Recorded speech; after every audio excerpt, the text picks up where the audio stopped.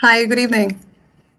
Welcome everyone to this really special edition of the Hay Festival Book Club. I'm really happy to be joining you. My name is Taran N. I'm the chair for this evening, and it's my absolute pleasure to be with you, Nusa, uh, with the author of The Namesake, this wonderful book that we're going to be talking about today. And welcome, Nusa. It's really lovely to see you. Thank you. Thank you so much for having me. I'm going to start off by running through a few householding items. First of all, thank you very much to the Hay Festival for hosting this evening. The Hay Festival is a charity with year-round activities to connect audiences with artists. Thank you to everyone for their continued support and engagement. Namesake is the Hay Festival book club pick for September. You can buy copies on the Hay Festival website, or you can buy a copy from your local bookseller. The Hay Festival Book Club is supported by the Unrun Charitable Trust, and you can find past events available to rewatch free now. And this month's session is run in partnership with the Jhalak Prize, a series of annual prizes that seek to celebrate books by,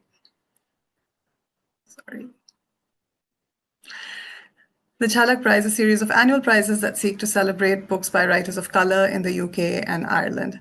And I'm very grateful to the Jhalak Prize because I was on the jury for the year that your book won, Nusa.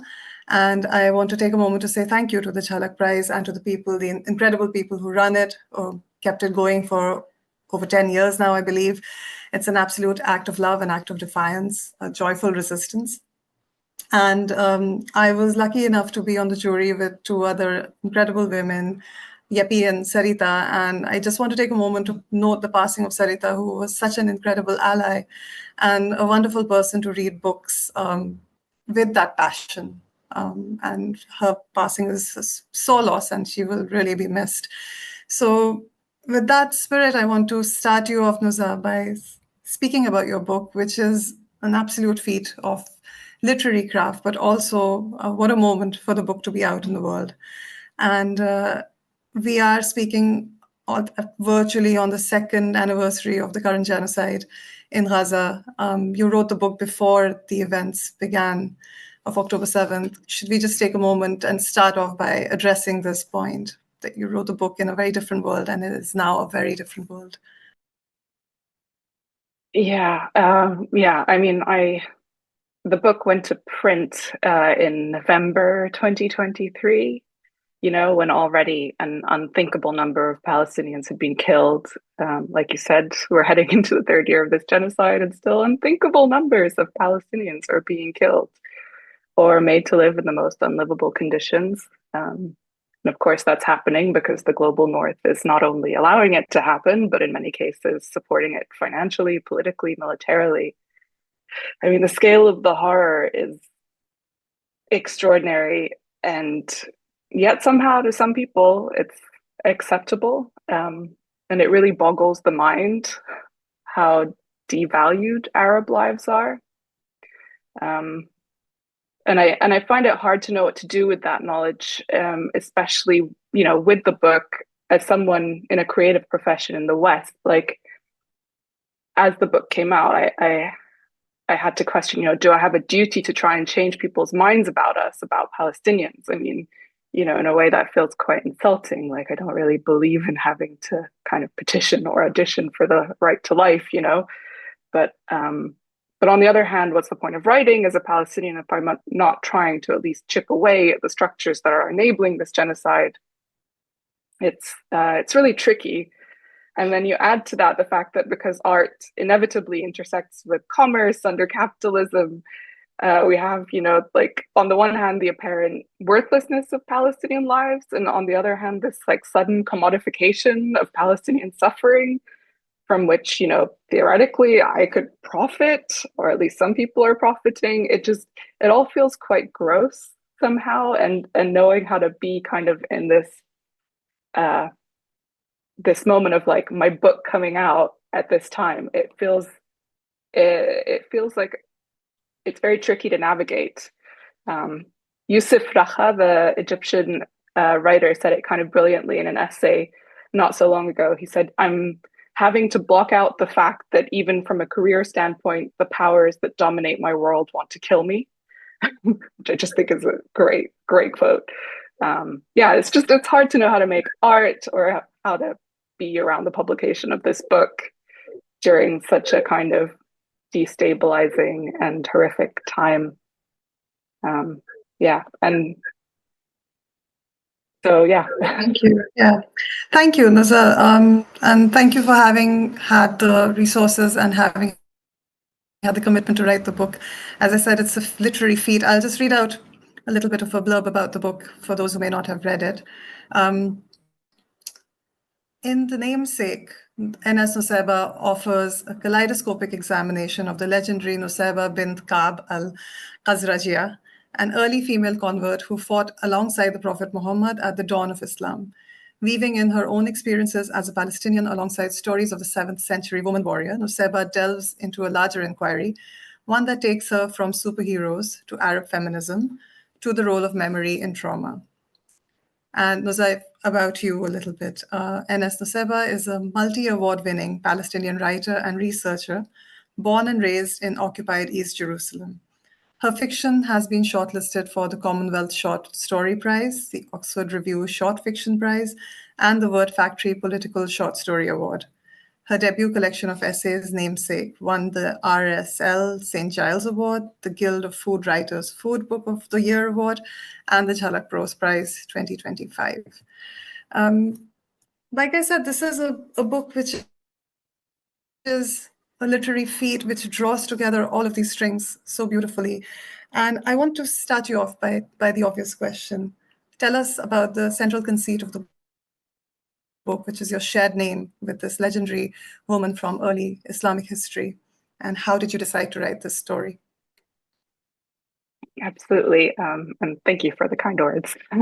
um, yeah, so I'd been thinking a lot about this figure, Nusayba bint Ka'b, who, as you said in the um, summary, was the 7th century warrior woman who fought alongside the Prophet Muhammad, and is someone from whom my family supposedly descends. So, I grew up hearing stories about her, being told that she was my ancestor, whether I believe it or not. And so I had been toying with the idea of doing something around this ancestor for a while. I didn't know quite what, but I felt like it was kind of wild that such an interesting figure hadn't made it into the Western cultural consciousness yet. So I knew I wanted to bring her to life somehow. And there isn't really enough information about her to write a straight biography. I'm not really a historian anyway, so it would have definitely been beyond my capabilities.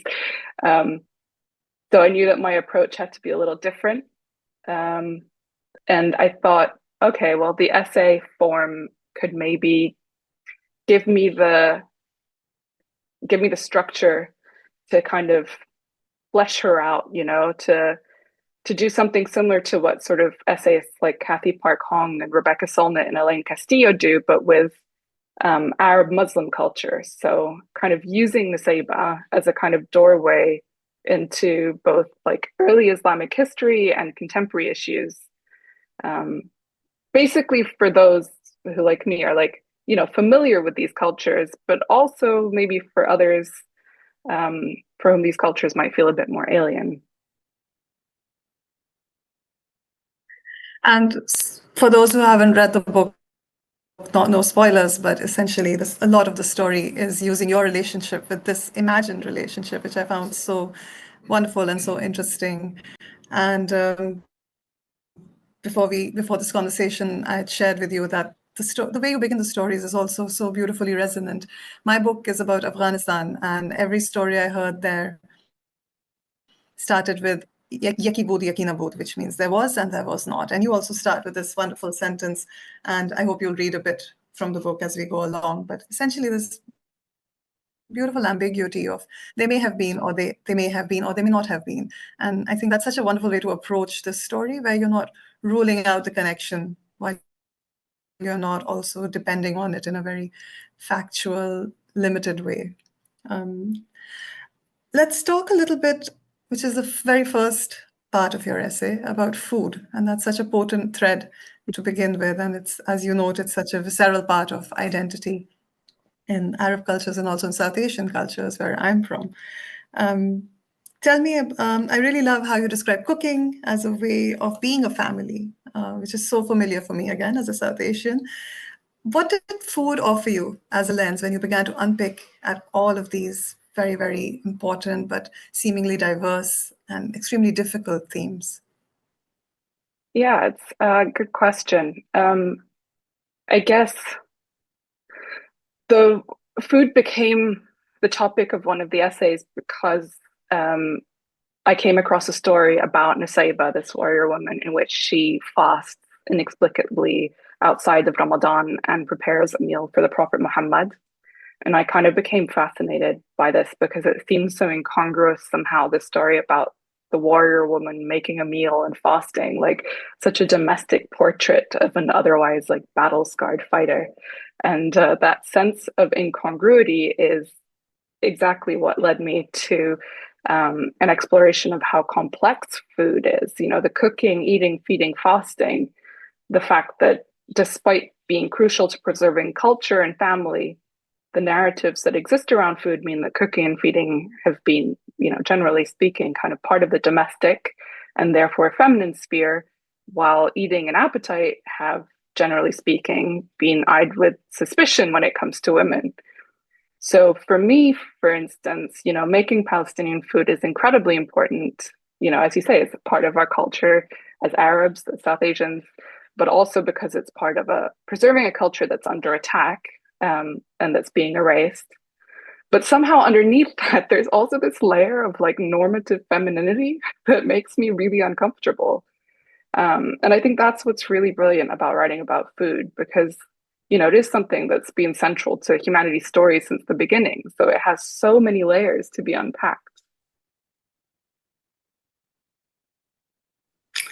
Um, the essay you've started your book off with has your female relatives. It has their voices coming through really beautifully. I wonder if I could ask you to read a bit from this essay, which is called Aubergines.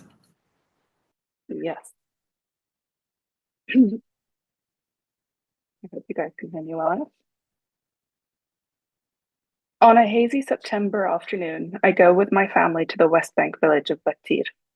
Slow and winding, the drive takes us southward through the dramatic valleys near Bethlehem, past hills with freshly turned earth the color of cinnamon, the clear landscape occasionally punctuated by the sea gray of olive trees. Beyond, in the distance, I see the slopes of deep green mountains, the texture of the bushes like a head of short, tight curls. But as we enter Batir, nature is temporarily replaced by a languishing urbanity. Every other house is half built. Neat piles of ceramic slabs stand tall beside messy heaps of rubble. Misspelled graffiti covers a low rise cement wall. Half dead banana trees and 1980s era cars gather dust on worn down half pavements. We don't spend long driving. We reach our destination quickly. We have come here, as we always do, to eat. The West Bank village of Batir is famous for its aubergines, which are small and sweet and silky. My grandmother would cook these when the season would come round, roasted in a thick tomato sauce, each small midnight purple aubergine stuffed with meat and pine nuts and spices. This was my favorite meal when young, bitinjan batiri. I have tried many times to make this dish myself, but without the aubergines from Batir, it feels impossible. Maybe without my grandmother and a steamy kitchen and a large rubber duck yellow plastic container of oil pressed from her olive trees, it just is impossible. I keep trying, though, to approximate it, and sometimes when I manage to fry the meat with just the right amount of nutmeg to cumin to allspice mixture, and I've not added too many onions, and the evening light in Oxford is just the right shade of milky twilight, I can, for a moment at least, suddenly be in Jerusalem 2 decades ago. Food's magic is here in this, in the way that it brings you back. The tastes a product of the ingredients a product of the specific textures of the earth and air in which they are grown, fundamentally local of a particular place.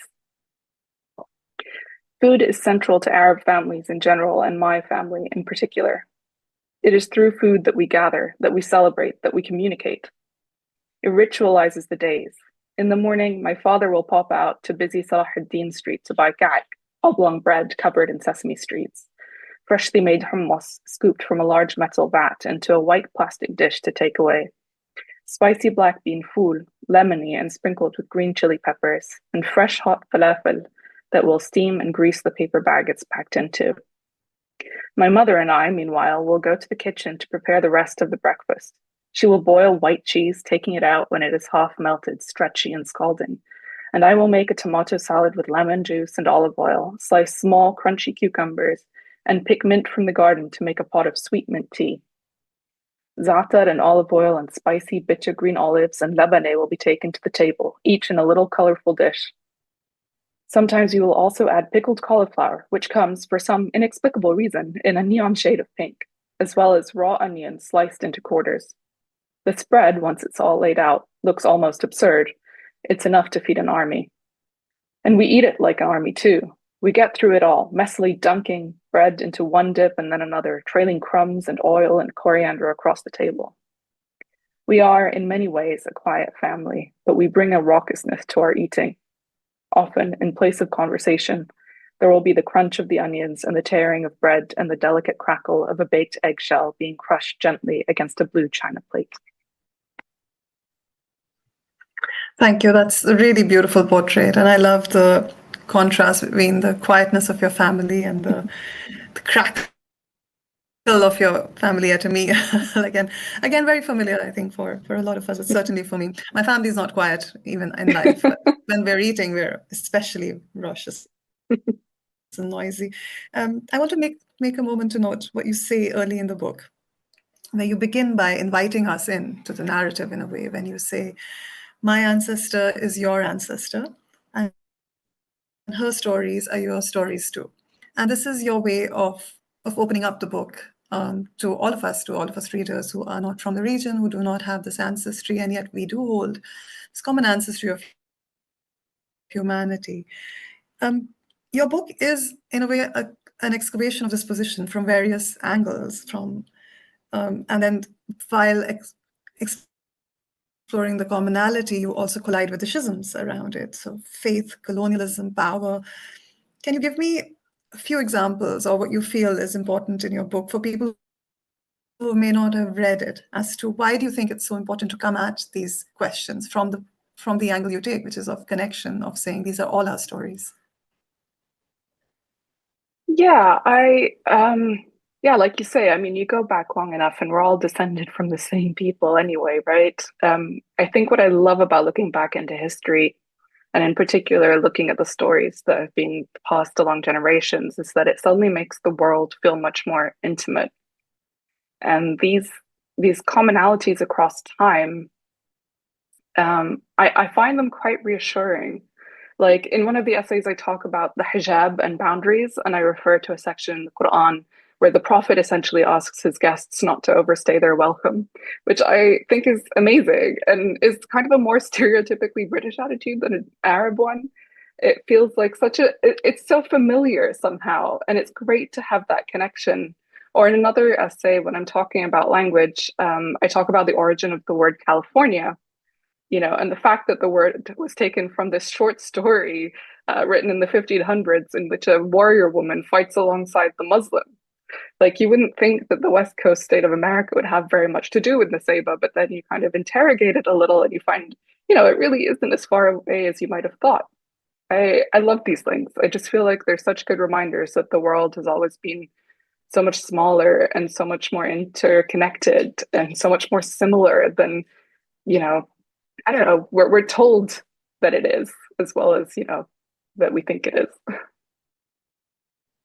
Let's speak a little bit about language since you bring it up. And I love how there's a thread of Arabic running through the book, in intimacy, in anger, and shared code that all of our families, which is inside a lexicon for each family. Can you give us a little bit about the Arabic in your head? Like, what does how does the canon of Arabic literature, which is massive and wonderful, inform your work? Was it at all a presence when you were writing this book? Um, I have to admit that my knowledge of the canon of Arabic literature is probably nowhere near as broad as it should be.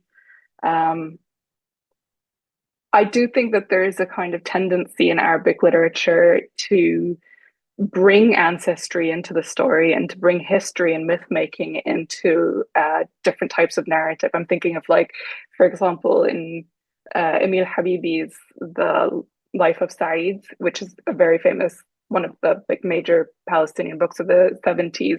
You know, it's a novel, but it has a lot of history in it, and it has a lot of myth making in it, and it sort of, the character constantly harks back to his ancestors.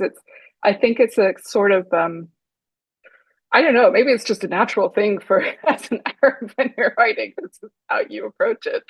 Um, yeah, I would say the language, in terms of the language itself, um, I feel like the weaponization of language has become really obvious to people, I think, now, with the ongoing genocide and the refusal, the use of the word genocide.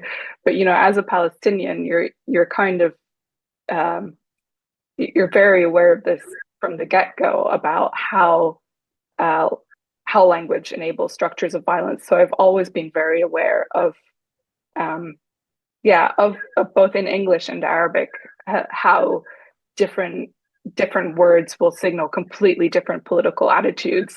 Um, So I do try to explore that in the essays as much as I can. Yeah, and we'll talk about that really important point of how language is weaponized. But I did wonder, were there sort of favorite stories that you picked up on, or was there, there's so much of what we write, and especially for a first book, I think it's especially true, is that we lean on the voices of writers who have been with us in our solitary rooms. Was that the case with you? Yeah, I mean, I would say Susan Abul Hawa, if people are unfamiliar with, I think she's getting more attention now, but she was definitely a presence.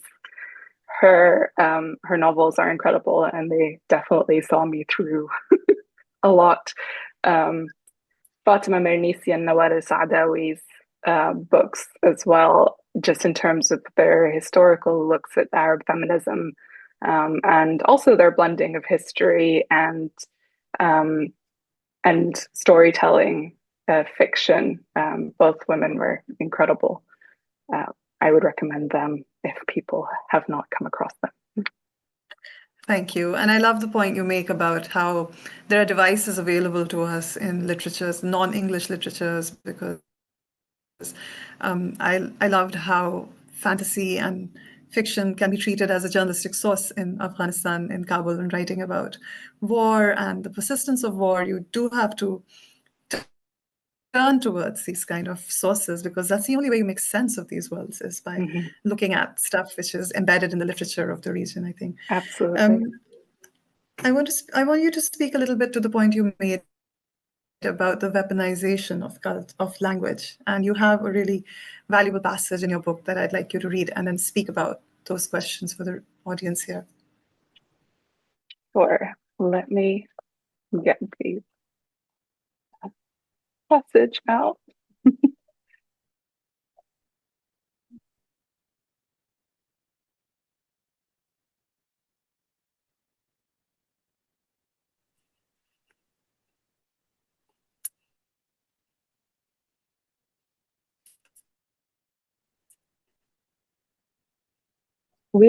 We think, have been taught to think of a great divide between East and West, Islam and Christianity.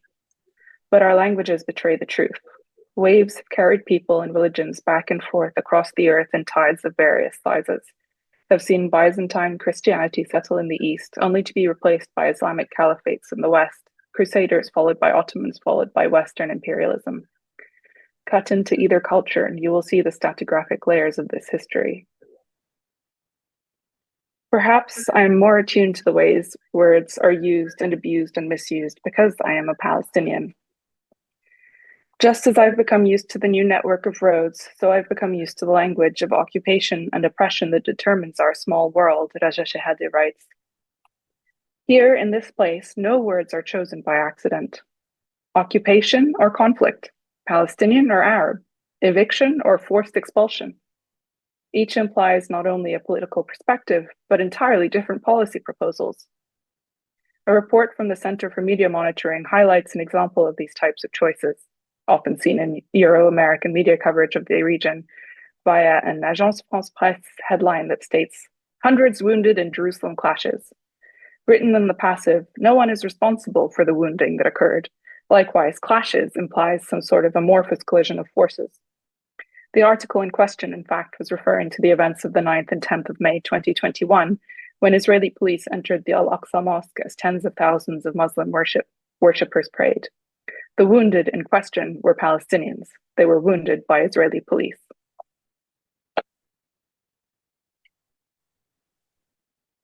Thank you. It's really evident how those tendencies have become extremely loud and evident, I think, over the past couple of years. But as you say, they've been embedded for decades at least in language.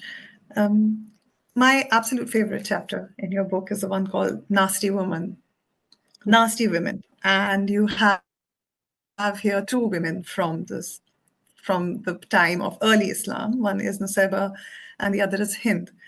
And I'd like to invite you to speak a little bit and to the theme which you've brought out in this chapter, which is the anger of Arab women. And you brought it out by the relationship between these two women.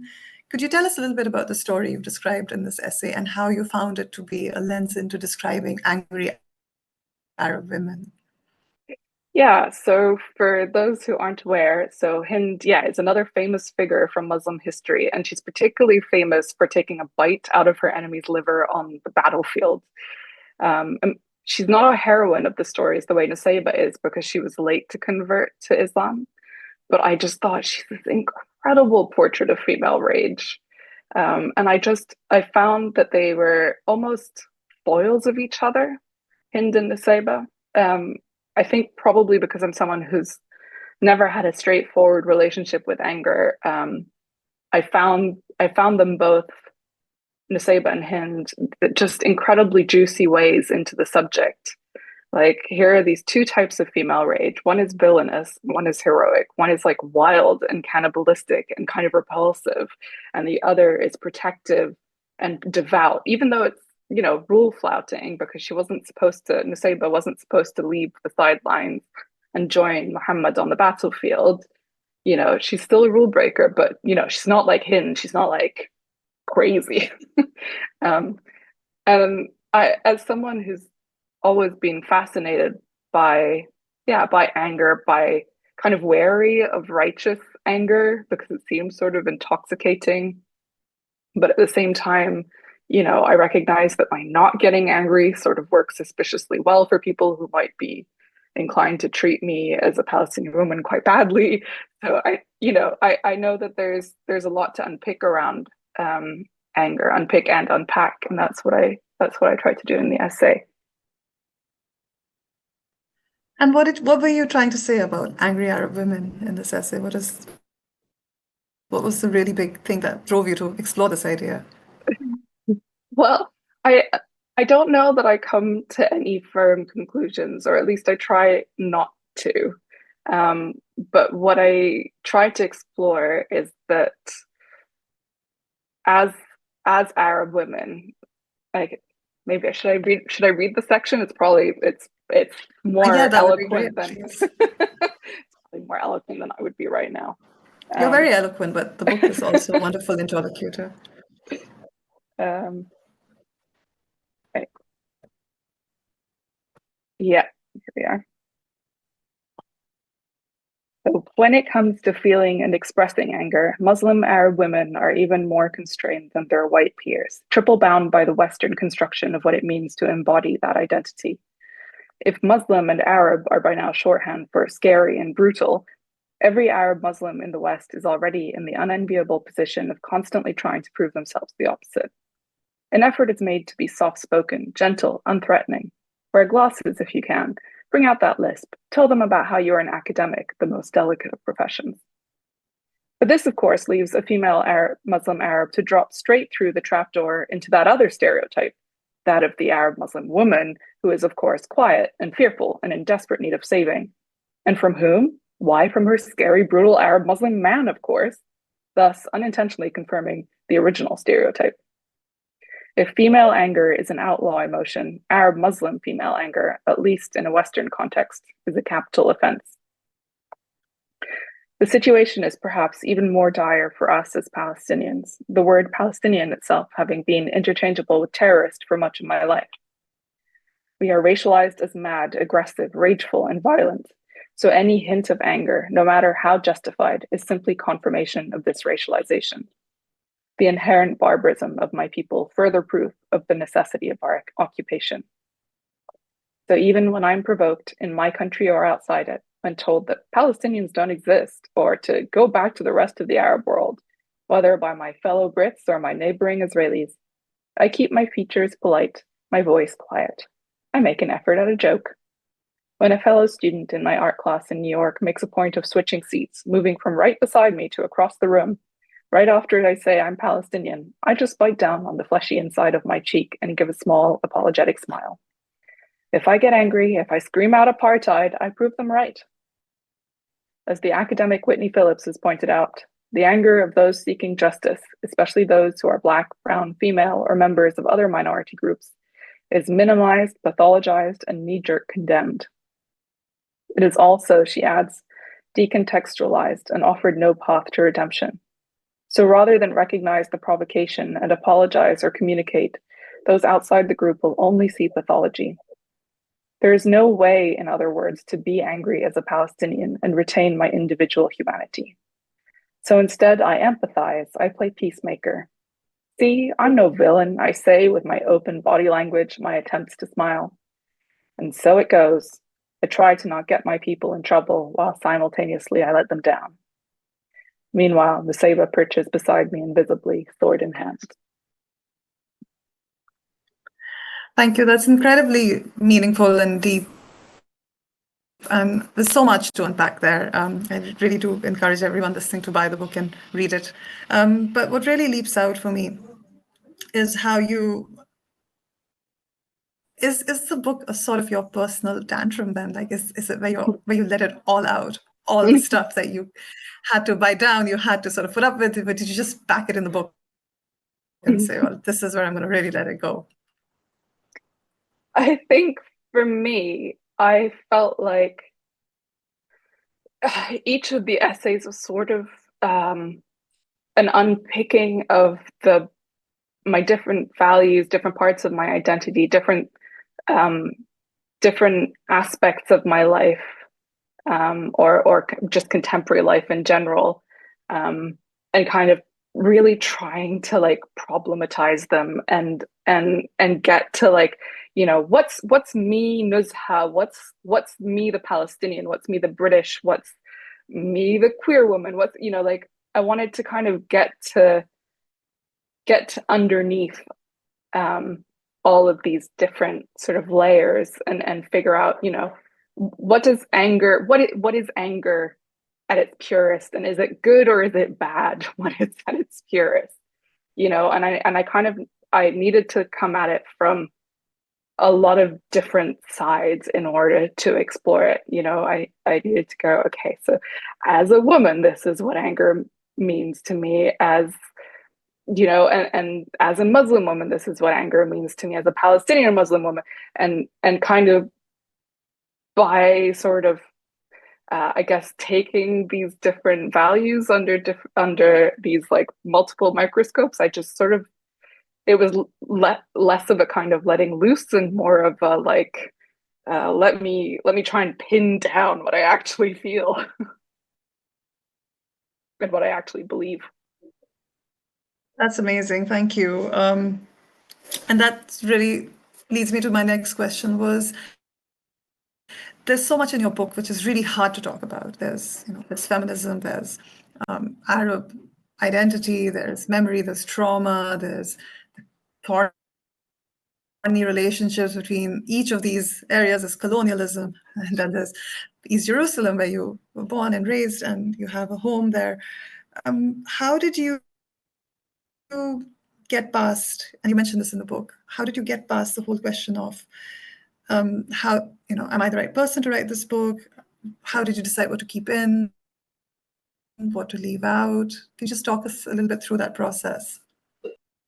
Yeah, that's a good question. I guess, you know, when I first started the book, I had this sort of very clear intention, and that was to talk about a Muslim Arab experience and maybe a little bit of a British experience, but to kind of avoid the subject of Palestine. I really didn't want to write about Jerusalem or about being Palestinian. I wanted it, frankly, to be sort of less personal and revealing and specific. But what I found was that however much I tried, I just couldn't extricate myself from my national context. I couldn't get away from it. I couldn't be honest without it. So I guess I was sort of surprised and maybe not surprised by how central being that a Palestinian Jerusalemite is to all of the larger questions, those values that I talked about just now, all of the larger questions that I explore in the book, you know, whether that is like memory or anger or motherhood or worry, like I tried to spread those topics outwards to bring in philosophy and sociology and history, but you know, my experiences were always at the center. So Jerusalem was always at the center, being Palestinian was always at the center. And so what I kept coming back to was the question, well, who am I actually writing this for? You know, this is, I guess all writers have to ask themselves for that, right? Like, you know, who am I writing this for? And the narcissistic answer was, well, for people like me. So other Arabs or Muslims of mixed heritage who might not feel very secure about their histories or identities. And so I kept sort of just pushing through my own discomforts around being vulnerable, around feeling exposed or misunderstood, around being the wrong sort of person to write the book. You know, I just sort of put it aside and, you know, pushed through to create the kind of book that I wanted to read. I think basically, I think it involved a lot of like, let's not think of this ever being published. La la la. Sometimes that can be healthy to just imagine that you're writing into a void. But that's a really valuable point is that, and I think so many narrative nonfiction writers, including myself, I feel the idea of writing into a gap is a really valuable one and that it's worth being explicit about. Because in my case, there was not a book about Kabul. I wanted to read the book about Kabul and I had to write that book to be able to read it. And I think possibly that was your experience as well. Yeah. Let's talk a little bit about how you make these connections in your book. Can you talk us through a little bit about how did you find these different ways to create the narrative between yourself and your ancestor, between anxiety and faith, between colonialism and COVID? It's very skillful, of course, and this is a lot of it is your skill as a writer. But talk us through the process of finding these ways to talk about these. Well, thank you. That's really kind to say. Yeah, I think it was very much the point of the book was to kind of bring out these connections that might not be obvious. And yeah, for me, the figure of Nusayba was just the key to that because she was this link between past and present, you know, the Arabia of the 7th century and contemporary Britain and occupied Palestine. So what she allowed was a kind of dual perspective so that as I researched, sort of aspects of Nusayba's character or story either resonated or jarred with contemporary values and ideas, my contemporary values and ideas. So, for example, when I was thinking of her bravery, you know, the fact that she left the sidelines and threw herself into battle, something that I cannot imagine myself ever doing, it struck me that her bravery was somehow very present, physical, very three-dimensional. She had enemies she could fight. She had a living prophet that she believed in. Her faith was immediate. My own anxiety, by contrast, just felt so ephemeral. Like I can't exactly face the occupation or ecological disaster. These are just possible futures or things that are happening kind of in structures around me. So that kind of made me look at anxiety and bravery in a whole new way. Or another example would be like the fact that Nusayba is said to have gone into battle with her sons, that she encouraged them to fight, which, you know, that brought up a lot of questions about like motherhood for me, about what good motherhood looks like, about what good motherhood in times of conflict or while under oppression looks like, you know. So the connections were actually they were easy to find because this figure of Nusayba was, she drew them out. I did nothing really. Yeah, I think that's the valuable aspect of finding the key that unlocks every door. And I think in your case, it worked really beautifully also because you're able to bridge not only time and distance, but your interior and your exterior world as well, because she is sort of the voice in your head. She's perched by you while you're sitting in your room reading or trying to be a certain way. I'm aware that we're running close to time, so I'm going to have just one more question from me and then move into a final reading from you before doing questions from the audience. Thank you so much to everyone who's listening for sharing these questions.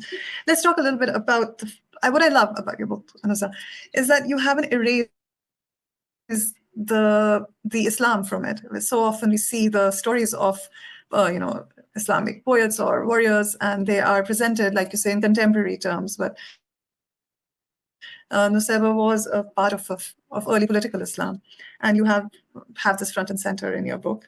And then almost immediately, the question comes up of she's a proto-feminist, and how do you deal with the clash between Islam and feminism, which you've dealt with, I thought, very, very skillfully.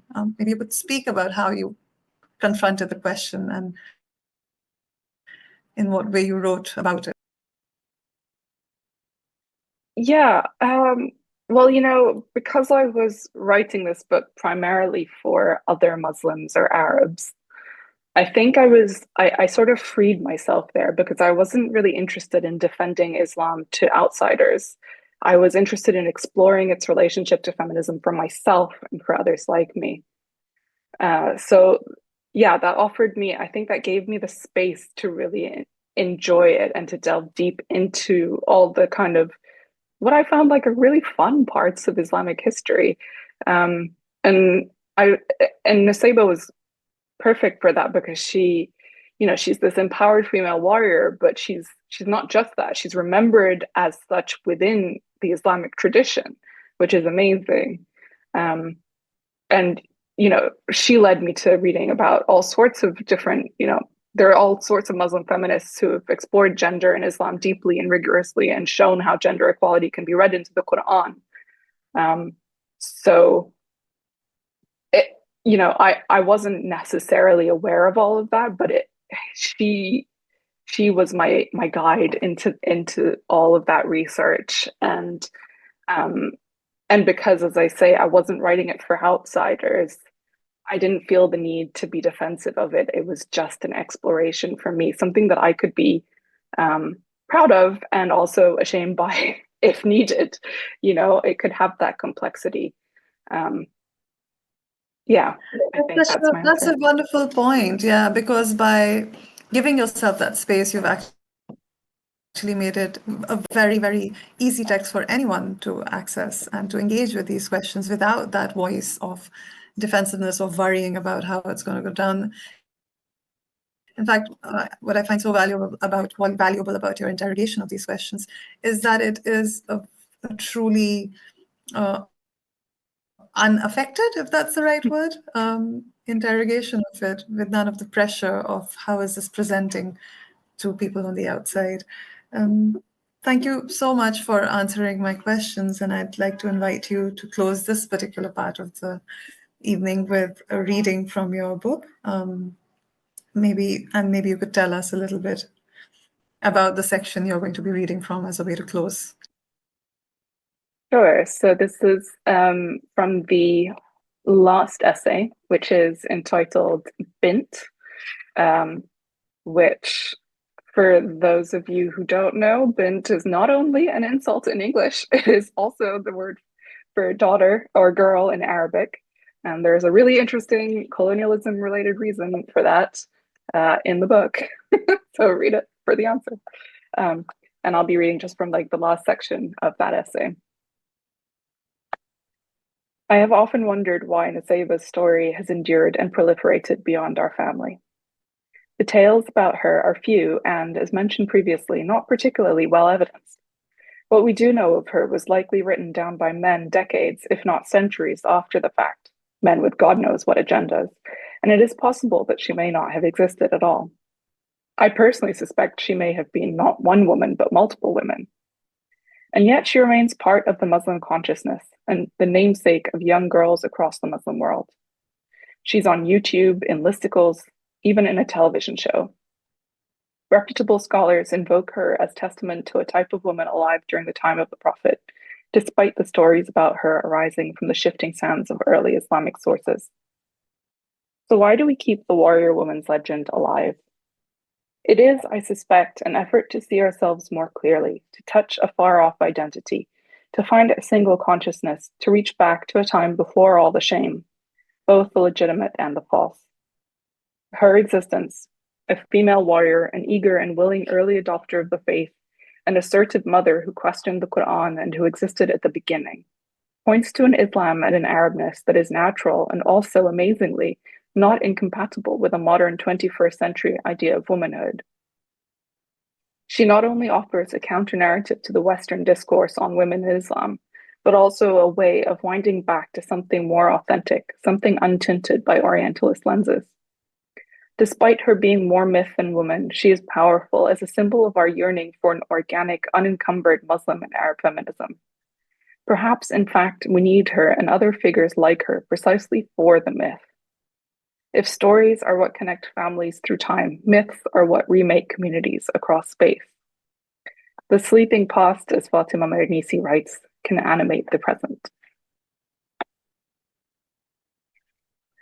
Thank you. That's really wonderful. And I think that's such a good way to close all the different threads that personally fascinated me in your book is how do we read these figures from a lens outside of colonialism, from a lens which is human, but also much wider than the literary heritage of only English speaking literature. Mm-hmm. And I think you've done that so beautifully in your book. It's a real gift for all readers, especially for readers like me, but I think for every reader who picks up this book will learn and so much and also learn to challenge so much of what they think they know. I'm going to move to audience questions now. Thank you to everyone who sent in these questions. We'll try to get through as many as we can. And I hope that they'll be revealing to you as well. Thomas asks, what has been the most surprising response to Namesake you've heard? Yeah, good question. I think the most surprising one was this is so weird. I actually got an email at one point from the office of Prince Hassan bin Talal of Jordan. And they eventually sent me like a fan letter from him, from this member of the Jordanian royal family. I mean, he was really generous in his praise, and it came totally out of the blue. I just, I think it was really surprising because I really didn't think that someone like that, like a religious Arab man in his late 70s, I didn't think that he would find much in my book for him. Those discussions of like periods and anxiety, so that was pretty surprising, but great. Great answer. Wonderful. Thank you. Sarah asks, you write, I belong to no one at one point. Did your feelings of belonging change at all in writing the book? Yeah, it's interesting. I'm not sure that they changed per se, but I hope that in the book it comes across that I do feel very connected to my Palestinian upbringing, that I do feel very strongly like a Jerusalemite. I think maybe what has changed my feelings of belonging has been, and this is an odd thing to say, but I think it's the genocide, because it sort of strengthened my sense of community and how strongly I connected with other Arabs, especially over like the grief and the horror of what's happening. Um, you're kind of suddenly in the same terrible boat. Nothing brings you together like suffering. Yeah, that's really true. Thank you, Nuzha, for that answer. Georgia asks, history, memory, storytelling weave together in the essays. Were these competing elements as you wrote? Did you sense any tension or did one inform the other? Hmm. Yeah, interesting. I think they very much informed each other. Partly because I think I mentioned this earlier, there just really isn't that much information in terms of Nusaybah's biography. So bringing her to life on the page kind of necessitated some storytelling. But I think also because there is just this long tradition of Arab history being orally transmitted and being intertwined with both individual and collective memory, it felt very natural to approach writing the book that way. Like I mentioned before, the Emil Habibi's book, The Secret Life of Said, um, again, sort of it mixes history, memory, storytelling. Susan Abu Hawa's work often does the same. Uh, I think, yeah, it's actually it came very naturally. Great. Yeah, I agree. I love those different strands that come together in these wonderful and enduring works of fiction. Ellie asks, what's the role of fiction in illuminating our past? Does history have its limits? The role of fiction. Well, for me, I'll be honest, just like on a personal level, I don't love straight history books. I sort of struggle to connect with those kind of giant historical tomes. I make myself read them, but my brain isn't really wired for them. What I love are stories of kind of people, individuals, and that's where fiction really brings history to life. Like I recently read Glorious Exploits by Ferdia Lenin, which is set in ancient Sicily during the Peloponnesian War, but all the characters talk like they've just walked out of a bar in Dublin in 2025. And that's done so much more for my understanding and curiosity Yeah, about ancient Greece than anything else. Have you read it as well? It's great. um, I have not, no, but I would love, that sounds amazing. So Mona asks, after reading this, what should be next on our reading list? So maybe this is the answer. Yeah, well, I do recommend it. I don't know if you're looking for another essay collection, I would recommend Kathy Park Hong's Minor Feelings. If you're looking for sort of Palestine-related nonfiction, I really recommend Noor Masalhat's Palestine, a 4,000-year history. It's phenomenal. If you're looking for fiction, I would recommend again Susan Abu Hawa's Against the Loveless Worlds. And yeah, and if you're looking for something totally unrelated and a novel, then Ferdia Lenin's Glorious Exploits are excellent. Great. Adrian has a question saying, reading this was my first interaction with Nusayba. How do you feel knowing that you're bringing her to a new audience like me?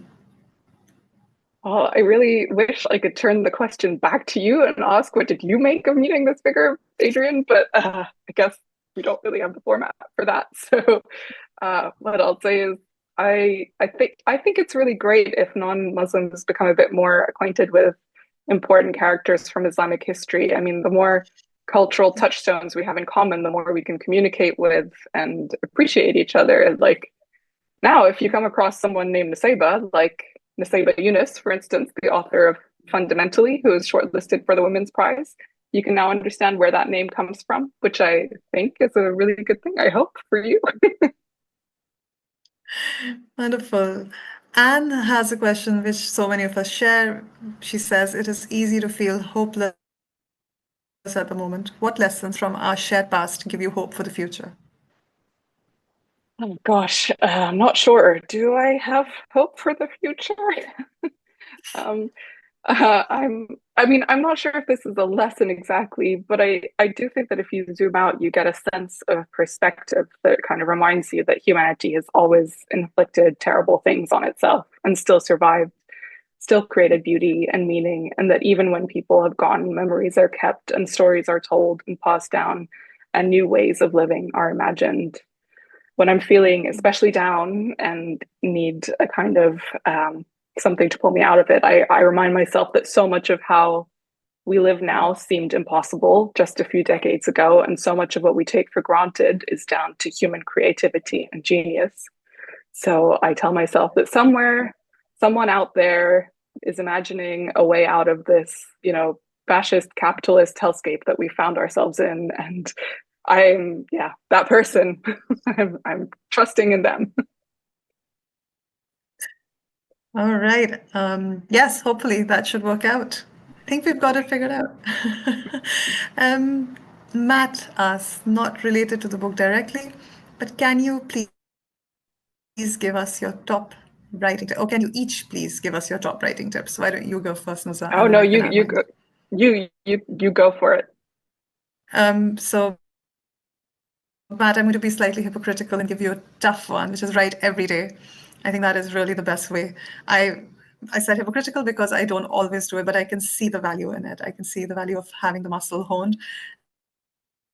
and just writing, also to divorce writing from productivity. I think the idea of writing for joy is a difficult one, especially if you're a professional writer like me, if you write as a living. You tend to connect the writing to being productive. And I found incredible value in being able to separate the two and write just for myself. And then that is the worth of it. Now you go, Nusa. I think actually mine would be somewhat related. I think I would say one thing I found helpful early on was to keep writing for and submitting to writing prizes, whether that's essay prizes if you're into nonfiction or short story prizes, not because you'd be hoping to win, but just to get into the habit of kind of getting anything written for a deadline. It's really helpful for keeping the motivation going. If you're trying to keep up a sort of daily writing habit, if you have several deadlines for different prizes coming up that you want to submit to, that keeps you going. And I think it's always just helpful to pretend that you're writing for yourself and that no one will ever read what you're writing. At least that's for me. I mean, that's the only thing that keeps me going, like just complete denial. Yeah, I think for me, the key to that is to write as if I'm describing something to a really good friend or someone who cares about me. And the key is to have someone who is interested but doesn't know a lot about what I'm speaking to. That I found is really, really helpful. Thanks, Matt. Yeah. Great question. Last question for the evening was from the audience from Veronica. She's asking, what are you working on now? Well, I'll be honest, right now I'm probably working on regaining my health first and foremost because I've had a few years of really gnarly chronic health issues. Um, and then I'm also sort of, when I have energy, I'm supporting Palestinian friends and family where I can. But then if I, amidst all of that, have a little bit of extra creative energy, I am also slowly working on a novel. So watch this space, but don't expect anything too soon.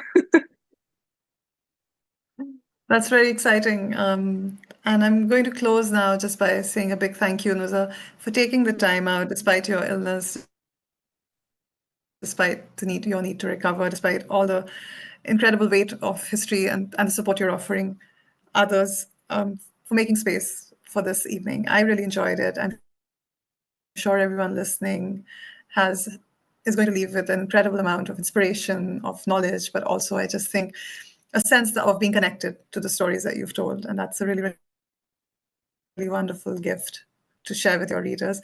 What I love about books and about reading is that every book becomes a different book when it's out in the world. I think yours has that gift more than others. And I can just see all the different shapes that Nusayba from your life is taking already in people's imaginations and the stories they're telling each other, in the names we're hearing and telling different stories about. Thank you so much for this. It was really wonderful speaking with you. Do you want to say anything before we end and I go into the housekeeping part of the evening? Yeah, just thank you so much for your insightful questions. Thank you to the Hay Festival for inviting me and for choosing me. And thank you also for choosing Namesake to be the Jhalak Prize winner. That was amazing. Thank you. Just thank you, everyone, also. Wonderful. Just in closing, I just want to let everybody know that the Hay Festival Book Club will be back next month. Please sign up for the festival's newsletter to be the first to hear. And thank you for your company this evening. I'm going to say goodbye.